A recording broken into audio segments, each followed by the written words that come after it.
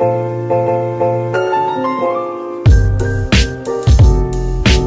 up, y'all? It's CP. I'm a little hungover, but it's okay. Happy New Year.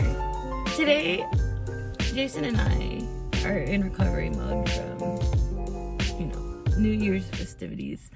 And right now, I'm at Ranch 99, and today we're going to be having hot pot. Today I'm going to be making it using Sinigang, like a Sinigang powder, or using the Sinigang mix. And so you'll see that, but I am at Ranch 99 to pick up some meats and some vegetables, so I'll show you that along the way. So first we're going to start in the green section, and they have everything from like spinach and bok choy and things like that. What I'm going to get here is baby bok choy, keep it nice and small. Next, they're out of enoki mushrooms, and that's the one I usually get. So instead, I will just get these mushrooms here and some oyster mushrooms. Still good. I'm not really eating rice or noodles right now because of a diet, but I usually get these udon noodles. And of course, they have the tofu. So they have so many different tofu. But this is the tofu I usually get. It's a sponge fried tofu. Really good with hot pot. It really absorbs that soup.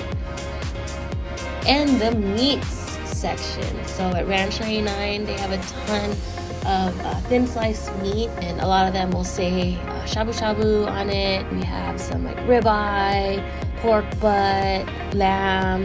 Yeah, it's really nice. So they really actually keep this sort of like section together, so you could choose your favorite thin sliced meat. So I think what I'm going to get here is some lamb leg sliced, and some beef eye round. Usually I like to have some soju with my meal for a hot pot. Green apple's really good, peach, regular with chase up some Yakult. But I'm sort of recovering from a hangover. Just kidding. Of course I gotta get some Sapporo. This is my favorite beer. So these are fish balls that actually have sort of things stuffed inside of them. But these ones right here are the best ones out of all of these. They are sort of like this pony shape, and these also have some stuffing in them. So like roe, and so these take a little bit longer to cook, but they're so good. Of course, I need some kimchi. I usually get my big size kimchi like this over at Costco. Oh, actually it looks like this. It has a green lid, and since I don't have any of that right now, I'm just gonna get this particular store like packaged kimchi. It's really good. I really like this one. Usually when I do hot pot, I'll get this little sheep hot pot soup base in hot. They also have like mala, but that one's more like that numbing feeling. And Haidilao is actually, I did a instant hot pot video, and this was the brand. I've never tried it, but they do have a store, so I'm hoping to try that out soon. Another really good hot pot base, if you aren't really into spicy, is using a miso paste. So this is the one I use usually if I want like a really mellow hot pot. So I have a number of appliances that I can make for hot pot. I do have a actual hot pot bowl that even has sort of like a mini K-barbecue grill on the top, but that's downstairs. I don't usually use it unless I'm also doing K-barbecue.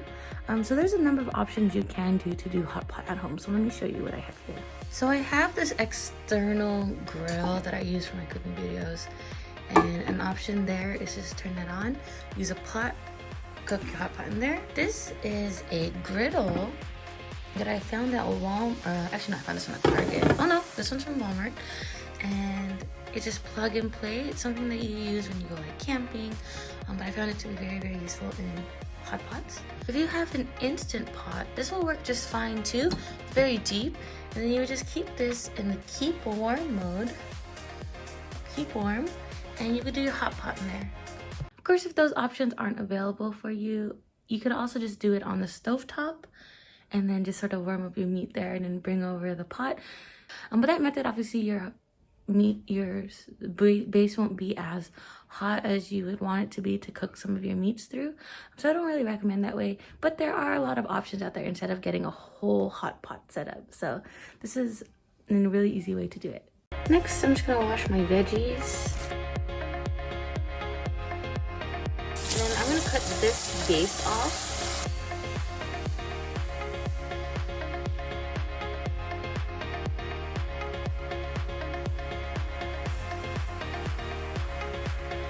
So for our sauces, I'm going to start with some sesame oil.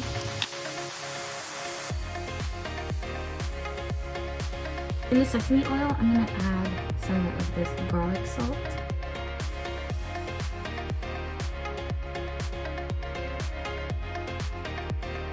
Peppercorn chili oil. And finally, I have some roasted sesame sauce.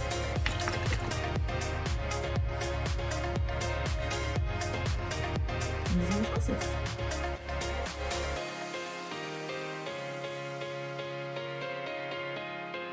Now that that's boiling, starting to boil, I'm going to have my tamarind soup.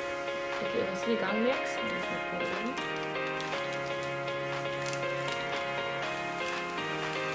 in. Minced garlic.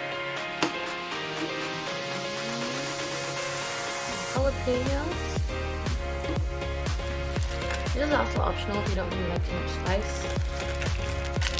Once your table is prepped with all of your sides, meats, and banchan, and it gets to a nice boil, that's when you can start cooking all of your food. So the fish ball and the tofu is something that you could leave in your soup as it takes a little while to cook, and it's okay if it swims around in your soup. The vegetables and the meat is cooked to how you like it, so just keep an eye out for that. You don't want to overstuff the hot pot because you don't want to overcook the meat.